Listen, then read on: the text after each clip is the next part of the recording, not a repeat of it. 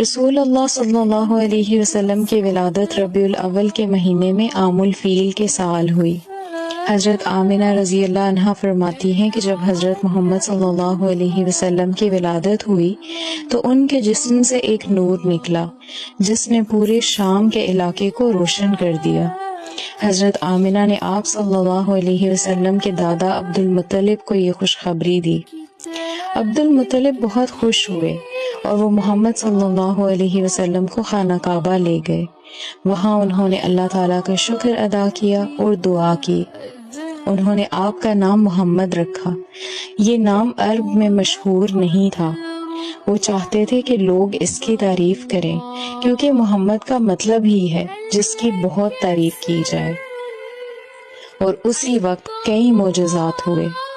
فارس کی 1000 سالہ آگ بجھ گئی جو کبھی نہیں بجھی تھی۔ کسریٰ کے محل میں زلزلہ آیا۔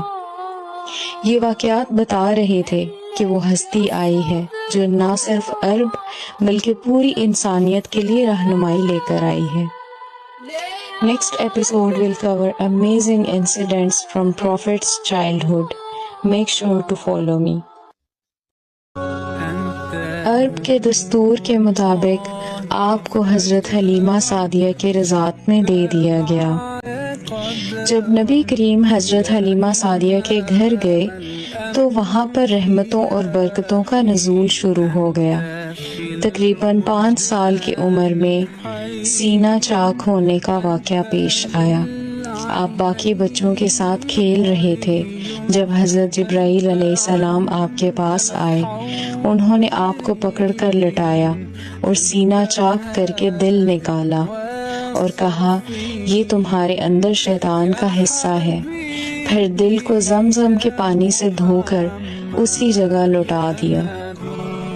جب حضرت حلیمہ کو اس واقعے کی خبر ہوئی تو ان کو خطرہ محسوس ہوا، اس لیے وہ حضرت محمد صلی اللہ علیہ وسلم کو واپس اپنی ماں کے پاس چھوڑ آئیں اور آپ 6 سال کی عمر تک اپنی ماں کی آغوش میں رہے۔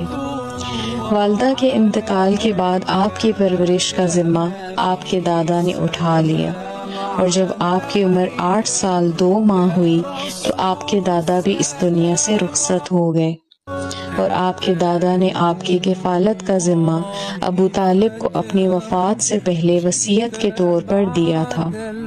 ابو طالب نے اپنے بھتیجے کی کفالت کا حق بڑی خوبی سے ادا کیا۔ نہ صرف آپ کو اپنی اولاد میں شامل کیا بلکہ ان سے بڑھ کر بھی مانا اور 40 سال سے زیادہ عرصے تک آپ کو قوت پہنچائی۔ یہ تھے آپ صلی اللہ علیہ وسلم کی زندگی کے چند ابتدائی حالات۔